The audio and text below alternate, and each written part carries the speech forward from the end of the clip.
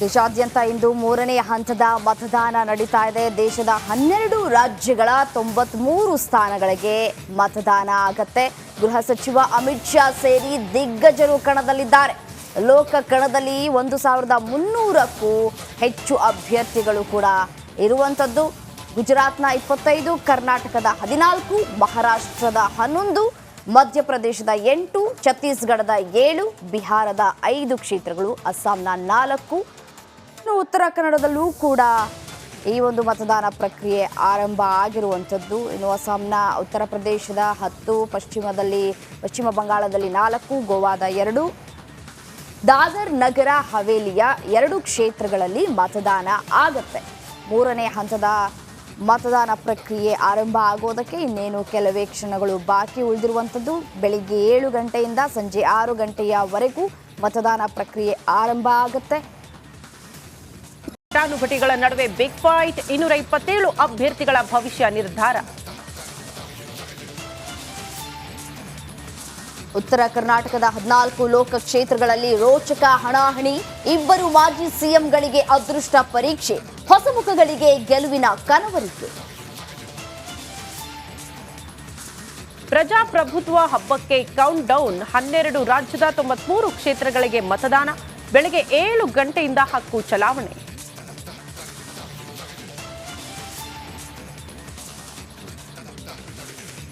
Prajwal pen drive ಪುರಾಣಕ್ಕೆ ಡಿಕೆಶಿ ಸೂತ್ರಧಾರ. ಸಂಧಾನಕ್ಕೆ ಒಪ್ಪದಿದ್ದಕ್ಕೆ ವಿಡಿಯೋ ರಿಲೀಸ್ ಆರೋಪ. ಇಂದು ಡಿಸಿಎಂ ವಿರುದ್ಧ ಹೋರಾಟಕ್ಕೆ ದಳಪತಿಗಳು ಸಜ್ಜು. ನಡಿ ಈಗ ಶುರು ಮಾಡೋಣ. ಕೇಸರಿಯಿಂದ ಮನೋಲ್ಲಾಸ ಮನಸ್ಸು ಮತ್ತೇರಿ ಕುಣಿದಾಡಿದೆ ನೋಡು. ಮನಸ್ಸು ಮತ್ತೇರಿ ಕುಣಿದಾಡಿದೆ ನೋಡು. ಕ್ಷಣ ಕ್ಷಣವೂ ಆಚರಿಸಿ ಕೇಸರಿ ಹಬ್ಬ. ವಿಮಲ್ ಬಾಯಲ್ಲಿ ಹೇಳಿ ಕೇಸರಿ. ಚಿಕ್ಕಬಳ್ಳಾಪುರದಲ್ಲಿ ಕಲ್ಲು ಸಾಗಿಸುತ್ತಿದ್ದ ಕ್ಯಾಂಟರ್ ಪಲ್ಟಿ. 3 ದುರ್ಮರಣ, 2 ಸ್ಥಿತಿ ಗಂಭೀರ. ಅತಿಯಾದ ಭಾರ ಪ್ರಾಣಕ್ಕೆ ತಂತು ಸಂಚಕಾರ.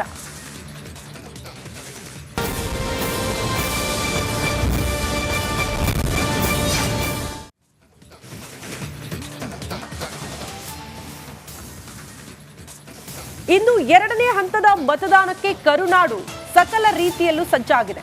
ರಾಜ್ಯದ 14 ಕ್ಷೇತ್ರದಲ್ಲಿ 2ನೇ ಹಂತದ ಮತದಾನ ಪ್ರಕ್ರಿಯೆ ಸರಿಯಾಗಿ 7 ಗಂಟೆಗೆ ಪ್ರಾರಂಭ ಆಗುತ್ತೆ. 14 ಕ್ಷೇತ್ರಗಳಲ್ಲಿ 227 ಹುರಿಯಾಳುಗಳು ಕಣದಲ್ಲಿದ್ದಾರೆ. 2,59,52,958 ಮತದಾರರು. 14 ಜಿಲ್ಲೆಗಳಲ್ಲೂ ಕೂಡ ಚುನಾವಣಾ ಆಯೋಗ ಎಲ್ಲಾ ರೀತಿಯ ಸಿದ್ಧತೆಯನ್ನು ಮಾಡಿಕೊಂಡಿದೆ. 14 ಲೋಕಸಭಾ ಕ್ಷೇತ್ರಗಳ ಪೈಕಿ 227 ಅಭ್ಯರ್ಥಿಗಳು ಕಣದಲ್ಲಿದ್ದಾರೆ. ಅದೇ ಅಭ್ಯರ್ಥಿಗಳ ಭವಿಷ್ಯ ಇವತ್ತು ಡಿಸೈಡ್ ಆಗೋದು. ಅದರಲ್ಲಿ ಪುರುಷರಿಗೆ ಕಂಪೇರ್ ಮಾಡಿದ್ರೆ ಮಹಿಳಾ ಮತದಾರರ ಸಂಖ್ಯೆ ಹೆಚ್ಚಾಗಿದೆ. ಹಾಗಾಗಿ ಕುತೂಹಲ ಸಹಜವಾಗಿ ಇದ್ದೇ ಇದೆ. ರಾಜ್ಯದಲ್ಲಿ 2 ಹಂತದಲ್ಲಿ ಮತದಾನ. ಮೊದಲ ಹಂತದಲ್ಲಿ 14 ಕ್ಷೇತ್ರಗಳಿಗೆ 14 ಲೋಕಸಭಾ ಕ್ಷೇತ್ರಗಳಿಗೆ ಮತದಾನ ಪ್ರಕ್ರಿಯೆ ಆಗಿದೆ. ಈಗ ಇನ್ನುಳಿದ 14 ಕ್ಷೇತ್ರಗಳ ಮತದಾನ ಪ್ರಕ್ರಿಯೆ ಆರಂಭಕ್ಕೆ ಕೆಲವೇ ಕ್ಷಣಗಳು ಬಾಕಿ ಉಳ್ಕೊಂಡಿದೆ. ಈ ಬಗ್ಗೆ ಮತ್ತಷ್ಟು ಡೀಟೇಲ್ಸ್ ಅನ್ನ ಕೊಡ್ತಾ ಹೋಗ್ತಾರೆ. ಕಲಬುರಗಿಯಲ್ಲಿ ಚುನಾವಣಾ ಆಯೋಗದ ಸಿದ್ಧತೆ ಭದ್ರತೆ ಯಾವ ರೀತಿ ಇದೆ ಅನ್ನೋದ್ರ ಬಗ್ಗೆ ಮಾಹಿತಿ ಕೊಡೋದಕ್ಕೆ ನಮ್ಮ ಪ್ರತಿನಿಧಿ ಓಂ ಪ್ರಕಾಶ್ ನೇರ ಸಂಪರ್ಕದಲ್ಲಿ ಜಾಯಿನ್ ಆಗ್ತಿದ್ದಾರೆ. ಓಂ ಪ್ರಕಾಶ್, ಎಐಸಿಸಿ ಅಧ್ಯಕ್ಷರ ತವರು ಜಿಲ್ಲೆ ಎಲ್ಲವೂ ಕೂಡ ಹೌದು. ಈಗ ಮೋದಿ ಅವರ ಅಲೆ ವರ್ಕೌಟ್ ಆಗುತ್ತಾ, ಕಾಂಗ್ರೆಸ್ನ ಗ್ಯಾರಂಟಿ ವರ್ಕೌಟ್ ಆಗುತ್ತಾ, ಅದೆಲ್ಲವೂ ಕೂಡ ಮತದಾರರಿಗೆ ಬಿಟ್ಟದ್ದು. ಬಟ್ ಈಗ ಪ್ರತಿಯೊಂದು ಹಬ್ಬವನ್ನ ಕೂಡ ನಾವು ತುಂಬಾ ಜೋರಾಗಿ ಸೆಲೆಬ್ರೇಟ್ ಮಾಡ್ತೀವಿ. ಈಗ ಪ್ರಜಾಪ್ರಭುತ್ವದ ಹಬ್ಬ, ಅದನ್ನ ಆಚರಣೆ ಮಾಡೋದಕ್ಕೆ ಮತದಾರ ಪ್ರಭುಗಳು ಎಷ್ಟು ಉತ್ಸುಕರಾಗಿದ್ದಾರೆ ಅನ್ನೋದು ಪ್ರಶ್ನೆ ಆಗುತ್ತೆ. ಚುನಾವಣಾ ಆಯೋಗದ ಸಿದ್ಧತೆ ಭದ್ರತೆ ಯಾವ ರೀತಿ ಇದೆ ಓಂ ಪ್ರಕಾಶ್? ಶ್ರುತಿ, ಮತದಾನಕ್ಕೆ ಇನ್ನೂ ಅರ್ಧ ಗಂಟೆ ಬಾಕಿ ಇರುವಂಥದ್ದು. ಆದರೂ ಕೂಡ ಈಗಾಗಲೇ ಸಾಕಷ್ಟು ಜನ ಅಂದರೆ ಮಹಿಳೆಯರು ಮತಗಟ್ಟೆಯತ್ತ ಆಗಮಿಸ್ತಾ ಇರುವಂಥದ್ದು. ಇದನ್ನು ನೋಡಿದರೆ ಗೊತ್ತಾಗುತ್ತೆ, ಅರ್ಧ ಗಂಟೆ ಮುಂಚೆನೇ ಬಂದು ಅಂದರೆ ಬಹಳ ಉತ್ಸುಕತೆಯಿಂದ ಮತದಾನ ಮಾಡೋದಕ್ಕೆ ಏನು ಜನರು ಮತಗಟ್ಟೆಯತ್ತ ಆಗಮಿಸ್ತಾ ಇರುವಂಥದ್ದು. ಈಗ ದೃಶ್ಯದಲ್ಲಿ ಕೂಡ ನೋಡ್ಬೋದು, ಮಹಿಳೆಯರು ಬಂದು ಆ ಮತಗಟ್ಟೆ ಹತ್ರ ಏನು ಆ ಒಂದು ಬೆಂಚ್ ಮೇಲೆ ಕುಳಿತುಕೊಳ್ಳೋದಕ್ಕೆ ಮುಂದಾಗಿರುವಂಥದ್ದು. ಅರ್ಧ ಗಂಟೆ ಸಮಯ ಇದೆ, ಅಂದರೆ 7 ಗಂಟೆಗೆ ಮತದಾನ ಪ್ರಕ್ರಿಯೆ ಆರಂಭವಾಗುತ್ತೆ. ಅಂತಹ ಸಂದರ್ಭದಲ್ಲಿ ಏನು ಅದಕ್ಕಿಂತ ಮೊದಲೇ ಇದೀಗ ಬಂದು ಅವರು ವೇಟ್ ಮಾಡ್ತಾ ಇರುವಂಥದ್ದು. ಕಲಬುರಗಿಯ ಏನು NV ಕಾಲೇಜ್ನ ಮೈದಾನದಲ್ಲಿರುವಂಥ ಪೋಲಿಂಗ್ ಸ್ಟೇಷನ್ಗೆ ಆಗಮಿಸಿರುವಂಥದ್ದು. Polling station 138 ಇದಾಗಿರುವಂಥದ್ದು. ಈಗಾಗಲೇ ಏನು ಎಲ್ಲ ರೀತಿಯಾದಂಥ ಸಿದ್ಧತೆಯನ್ನು ಕೂಡ ಮಾಡಿಕೊಂಡಿರುವಂಥದ್ದು ಚುನಾವಣಾ ಅಧಿಕಾರಿಗಳ ಜೊತೆಗೆ ಇಲ್ಲಿ ಅಣಕು ಮತದಾನ ಕೂಡ ಮಾಡಿ ಎಲ್ಲ ರೀತಿಯಾದಂಥ EVM ಮಷಿನ್ಗಳು ಕೂಡ ಸಿದ್ಧತೆ ಮಾಡಿಕೊಂಡಿರುವಂಥದ್ದು. ದೃಶ್ಯದಲ್ಲೂ ಕೂಡ ನೋಡ್ಬೋದು, ಈಗಾಗಲೇ ಏನು ಆ ಒಂದು ಮತಗಟ್ಟೆಯ ಒಳಗೆ ಸಿಬ್ಬಂದಿಗಳು ಮತಯಂತ್ರದ EVM ಮಷಿನ್ ಎಲ್ಲ ರೀತಿಯಾದಂಥ ಸಿದ್ಧತೆಯನ್ನು ಮಾಡೋದಕ್ಕೆ ಮುಂದಾಗಿರುವಂಥದ್ದು. ಹಾಗಾಗಿ ಜನ ಬೆಳಗ್ಗೆ ಅಂದರೆ ತಂಪಾದ ಹೊತ್ತಿನಲ್ಲಿ ಸಾಕಷ್ಟು ಜನ ಉತ್ಸುಕತೆಯಿಂದ ಬಂದು ಮತಗಟ್ಟೆಗೆ ಬಂದು ಮತದಾನವನ್ನು ಮಾಡ್ತಾರೆ. ಅಂದರೆ ಕಲಬುರಗಿಲಿ ಮೊದಲೇ ಬಿಸಿಲು ಜಾಸ್ತಿ, 10-11 ಗಂಟೆ ಆದ ತಕ್ಷಣ ಏನು ಮತದಾನ ಮಾಡೋದಕ್ಕೆ ಸಾಕಷ್ಟು ಜನ ಹಿಂಜರಿತಾ ಇರ್ತಾರೆ. ಸೊ ಅಂಥ ಇದರಲ್ಲಿ ತಂಪು ಹೊತ್ತಲ್ಲಿ ಅಂದರೆ ಬೆಳಗ್ಗೆ 7 ಗಂಟೆಯಿಂದ 10 ಗಂಟೆವರೆಗೂ ಜನ ಬರ್ತಾ ಇದ್ದಾರೆ, ಮತಗಟ್ಟೆ ಹತ್ರ ಮತದಾನವನ್ನು ಕೂಡ ಮಾಡ್ತಾ ಇರ್ತಾರೆ. ಸೊ ಈಗ ಜನರು ಕೂಡ ಬರ್ತಾ ಇದ್ದಾರೆ, ಅವರೆಲ್ಲರೂ ಕೂಡ ಮತದಾನ ಮಾಡೋದಕ್ಕೆ. ಸೊ ಅವರನ್ನೇ ಮಾತಾಡಿಸ್ತಾ ಹೋಗ್ತೀನಿ. ಏನು ಹೇಳ್ತೀರಿ ಅಮ್ಮ, ತಾವು 6:15 ಬಂದಿದ್ರಿ, ಎಷ್ಟು ಎಕ್ಸೈಟ್ ಆಗಿದ್ದೀರಿ ಅಂತ? ನೋಡ್ರಿ, ಮತದಾನ ಮಾಡಲೇಬೇಕು ಹರ ಒಂದು ಮನುಷ್ಯ, ಹೌದಾ? ದೇಶಕ್ಕಾಗಿ ಸ್ವಲ್ಪ ತ್ಯಾಗ ಮಾಡಲೇಬೇಕಲ್ಲ, ಹೌದಾ? ಈ ಬಿಸಿಲಿಗೆ ತಾಕೋ ಶಕ್ತಿ ಇಲ್ಲ, ಅದ್ರ ಸಲುವಾಗಿ ಬೇಗ ಬಂದಿದ್ವಿ. ನಾವೇನು ತಿಳ್ಕೊಂಡು 6 o'clock ಸ್ಟಾರ್ಟ್ ಅಂತ ತಿಳ್ಕೊಂಡಿದ್ವಿ, ಬಟ್ ಸ್ಟಾರ್ಟ್ ಇಲ್ಲ. 7 o'clock ಟೈಮ್ ನಮಗೆ ಗೊತ್ತಿಲ್ಲ ಅಷ್ಟು, ಯಾಕಂದ್ರೆ ಎಲ್ಲ ಕಡೆ 6 o'clockಗೆ ಸ್ಟಾರ್ಟ್ ಆಗುತ್ತೆ. ಅಲ್ಲ, 7 ಗಂಟೆಗೆ ಇರೋದು ಎಲ್ಲ ಕಡೆ ಇಲ್ಲ, ಬೆಂಗಳೂರಲ್ಲಿ 6 ಗಂಟೆ ಸ್ಟಾರ್ಟ್ ಆಗಿದೆ. ಅದನ್ನ ಕೇಳಿದೆ, ಮೊನ್ನೆ ನಾವು ಅಲ್ಲಿ ಹೋಗಿದ್ವಿ, ನೋಡಿದ್ವಿ, ಬಂದಿದ್ವಿ. ಮತ್ತು ಇಲ್ಲಿ ಟೈಮ್ ಚೇಂಜ್ ಗೊತ್ತಿಲ್ಲ. ಗುಲ್ಬರ್ಗಕ್ಕೆ ಪರವಾಗಿಲ್ಲ. ಎಲ್ಲಿಂದ ಬಂದಿರೋದು? ಇಲ್ಲೇ ಗುಲ್ಬರ್ಗ, ಇಲ್ಲೇ ಲೋಕಲ್.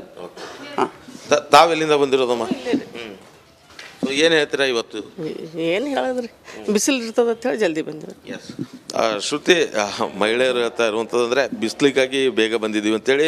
ಭಾಳ ಪ್ರಮುಖವಾಗಿ AICC ಅಧ್ಯಕ್ಷರ ಕ್ಷೇತ್ರ ಇದಾಗಿರುವಂಥದ್ದು. ಸೊ ಹಾಗಾಗಿ ಇಲ್ಲಿ ಅತ್ಯಂತ ಜಿದ್ದಿನ ಫೈಟ್ ಕೂಡ ಇರುವಂಥದ್ದು. ಒಂದು ಕಡೆ AICC ಅಧ್ಯಕ್ಷರ ಅಳಿಯ ರಾಧಾಕೃಷ್ಣ ದೊಡ್ಡಮನಿ ಆಕಾರದಲ್ಲಿರುವಂಥದ್ದು, ಮತ್ತೊಂದು ಕಡೆ ಈಗಾಗಲೇ ಹಾಲಿ ಸಂಸದರಾಗಿರುವಂಥ ಮತ್ತು BJP ಅಭ್ಯರ್ಥಿಯಾಗಿರುವಂಥ ಉಮೇಶ್ ಜಾಧವ್ ಅವರು ಕೂಡ ಆಕಾರದಲ್ಲಿರುವಂಥದ್ದು. ಕಳೆದ ಬಾರಿಯ ಸೋಲಿನ ಸೇಡನ್ನು ತೀರಿಸ್ಕೊಳ್ಳೋದಕ್ಕೆ ಕಾಂಗ್ರೆಸ್ ಪಡೆ ಏನು ಮುಂದಾಗಿರುವಂಥದ್ದು. ಮಾವನಿಗೆ ಸೋಲಿಸಿರುವಂಥ ಜಾಧವ್ ಇದೀಗ ಅಳಿಯನನ್ನು ಕೂಡ ಸೋಲಿಸೋದಕ್ಕೆ ಎಲ್ಲ ರೀತಿಯಾದಂಥ ರಣತಂತ್ರವನ್ನು ರೂಪಿಸಿರುವಂಥದ್ದು. ಆದರೆ ಇವರಿಬ್ಬರ ಮಧ್ಯೆ ಮತದಾರ ಪ್ರಭುಗಳು ಯಾರಿಗೆ ಆಶೀರ್ವಾದ ಮಾಡ್ತಾನೆ ಅನ್ನೋಂಥದ್ದು ಭಾಳ ಕುತೂಹಲ ಇರುವಂಥದ್ದು. ಹಾಗಾಗಿ ಇವತ್ತು ಎಲ್ಲ ಮತದಾರರು ಮತಗಟ್ಟೆಯತ್ತ ಆಗಮಿಸ್ತಾ ಇರುವಂಥದ್ದು. ಮತದಾನಕ್ಕೆ ಇನ್ನೇನು ಕೆಲವು ನಿಮಿಷಗಳು ಬಾಕಿ ಇರುವಂಥದ್ದು. ಮತದಾನ ಮಾಡೋದಕ್ಕೆ ಎಲ್ಲ ರೀತಿಯಾದಂಥ ಸಿದ್ಧತೆ ಕೂಡ ಮಾಡ್ಕೊಂಡಿರುವಂಥದ್ದು. ಶ್ರುತಿ. ಓಕೆ ಓಂ ಪ್ರಕಾಶ್, ಧನ್ಯವಾದಗಳು ತಮ್ಮೆಲ್ಲ ಮಾಹಿತಿಗೆ. ಮತ್ತೊಂದು ಕಡೆ 14 ಕ್ಷೇತ್ರಗಳ ಏನು ಮತದಾನ ಪ್ರಕ್ರಿಯೆ ಏನು ಆರಂಭ ಆಗುತ್ತೆ, ಎಲ್ಲ ಕಡೆಯಿಂದಲೂ ಕೂಡ 14 ಕ್ಷೇತ್ರಗಳಿಂದಲೂ ಕೂಡ ನಮ್ಮ ಪ್ರತಿನಿಧಿಗಳು ಕ್ಷಣದ ಮಾಹಿತಿಯನ್ನು ನೀಡ್ತಾ ಹೋಗ್ತಾರೆ. ಇನ್ನು ನಾನು ಹುಬ್ಬಳ್ಳಿ ಕಡೆ ಹೋಗೋದಾದರೆ ಪ್ರಕಾಶ್ ಕೂಡ ಜಾಯ್ನ್ ಆಗಿದ್ದಾರೆ. ಏನೋ ಪ್ರಕಾಶ್, ಇದೀಗ ಹುಬ್ಬಳ್ಳಿಯಲ್ಲಿ ಯಾವ ರೀತಿಯಾಗಿ ಸಿದ್ಧತೆಯನ್ನು ಮಾಡಿಕೊಳ್ಳಲಾಗಿದೆ, ಯಾವ ರೀತಿಯಾಗಿ ಮತದಾನ ಪ್ರಭುಗಳು ಈಗಾಗಲೇ ಆಗಮಿಸಿದ್ದಾರಾ, ಡೀಟೇಲ್ಸ್ ಏನು ಕೊಡ್ತಾ ಹೋಗ್ತೀರಿ ಅಂತ?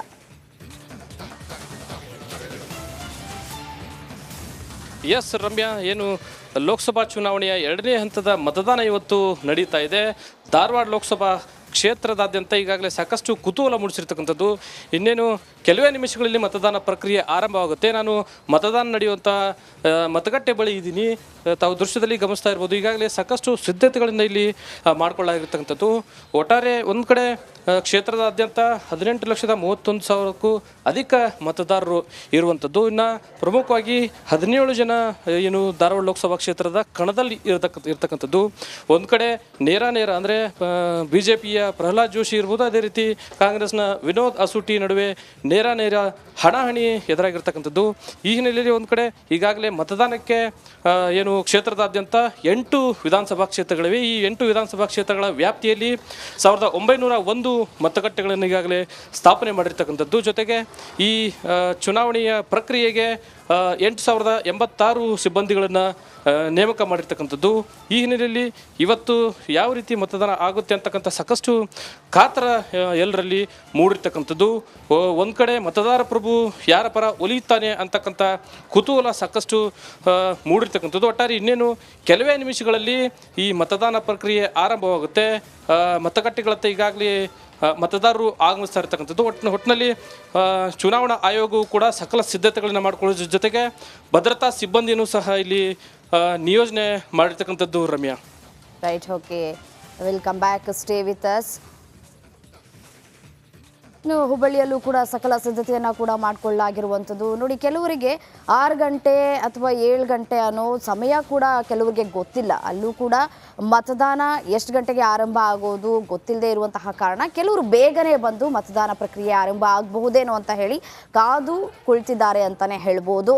ಹೌದು, ಈಗಾಗಲೇ ಬಿಸಿಲು ಜಾಸ್ತಿ ಆಗಿರುವಂತಹ ಹಿನ್ನೆಲೆಯಲ್ಲಿ ಮೊದಲೇ ನಾವು ಹೋಗಿ ವೋಟ್ ಹಾಕಿಬಿಟ್ರೆ ಬೆಸ್ಟು ಅನ್ನುವಂತಹ ನಿಟ್ಟಿನಲ್ಲಿ ಕೆಲವರು ಈಗಾಗಲೇ ಮತದಾನ ಮಾಡೋದಕ್ಕೆ ಅಂತ ಹೇಳಿ ಮತಗಟ್ಟೆಗೆ ಆಗಮಿಸ್ತಾ ಇರ್ತಾರೆ. 7 ಗಂಟೆಗೆ ಕರೆಕ್ಟಾಗಿ ಆರಂಭ ಆಗತ್ತೆ ಮತದಾನ. ಪ್ರತಿಯೊಬ್ಬರೂ ಕೂಡ ಮತದಾನವನ್ನು ಮಾಡಿ. ಇನ್ನು ಹಾವೇರಿಯಲ್ಲಿ ಸಿದ್ಧತೆ ಯಾವ ರೀತಿ ಆಗ್ತಾ ಇದೆ ಅನ್ನೋದ್ರ ಬಗ್ಗೆ ಮಾಹಿತಿನ ಕೊಡ್ತಾ ಹೋಗ್ತಾರೆ ನಮ್ಮ ಪ್ರತಿನಿಧಿ. ಹಾವೇರಿ ಪ್ರತಿನಿಧಿ ಕೂಡ ಜಾಯಿನ್ ಆಗ್ತಿದ್ದಾರೆ ನೇರ ಸಂಪರ್ಕದಲ್ಲಿ. ಎಕ್ಸಾಕ್ಟ್ಲಿ ಹಾವೇರಿಯಲ್ಲಿ ಸಿದ್ಧತೆ ಭದ್ರತೆ ಯಾವ ರೀತಿ ಇದೆ ಮಾಹಿತಿಯನ್ನು ಕೊಡ್ತಾ ಹೋಗೋದಾದ್ರೆ ಮಾರುತಿ. ಮಾಡಿದ್ರ ಒಳಗಡೆ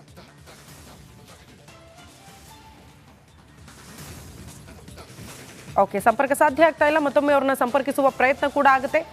ಹಾವೇರಿಯಲ್ಲೂ ಕೂಡ 7 ಗಂಟೆಗೆ ಮತದಾನ ಪ್ರಕ್ರಿಯೆ ಆರಂಭ ಆಗೋದಕ್ಕೆ ಚುನಾವಣಾ ಆಯೋಗ ಎಲ್ಲ ರೀತಿಯ ಸಿದ್ಧತೆಗಳನ್ನು ಮಾಡಿಕೊಳ್ತಾ ಇದೆ. ಅದೇ ಮತಗಟ್ಟೆಗಳಿಂದ ನಮ್ಮ ಪ್ರತಿನಿಧಿ ಮಾರುತಿ ಕೂಡ ಮಾಹಿತಿ ಕೊಡೋದಕ್ಕೆ ರೆಡಿ ಆಗಿದ್ದಾರೆ.